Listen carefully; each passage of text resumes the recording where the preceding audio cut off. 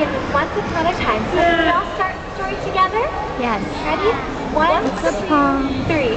Once upon a time. I dressed in rags, and I spent all of my time cleaning and caring for my stepmother and my 2 stepsisters. We lived in a very large house, and top to bottom, bottom to top, I scrubbed the floors, washed the windows, and cleaned the fireplaces until they all shined. It was very hard work, and more often than not, I was covered from head to toe in soot and cinders.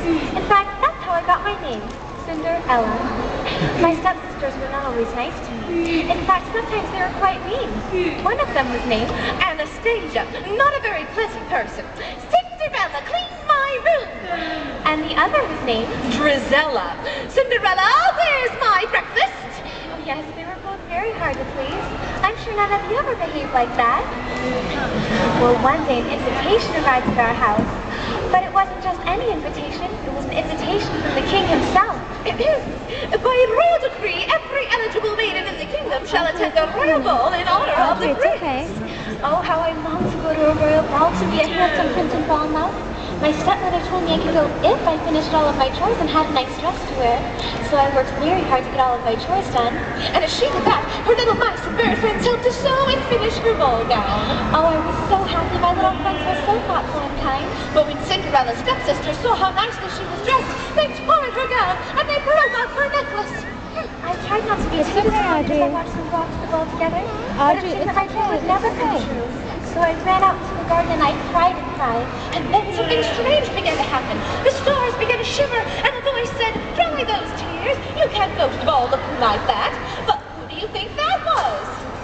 The fairy godmother! My fairy godmother. She reminded me never to give up on my dreams. And then she took out her magic wand. Oh yes, what were those magic words again? Do you remember? Bippity-boppity-boo! That's right. And with the wave of her magic wand, she turned an ordinary pumpkin into, can you guess? A pouch for itself.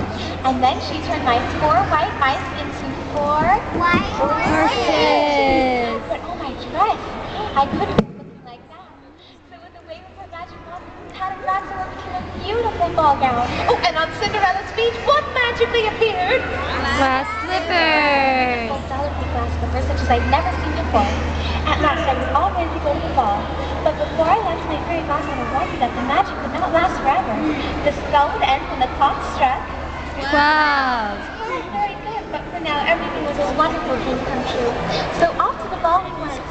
Oh, I held my breath as I entered the grand hall of the palace. I looked around and couldn't believe how beautiful everything was. And as Cinderella entered, the prince looked up, and he could hardly believe how beautiful she was. I turned and a handsome gentleman took my hand. He was so charming, and without knowing who she was, he asked Cinderella to dance.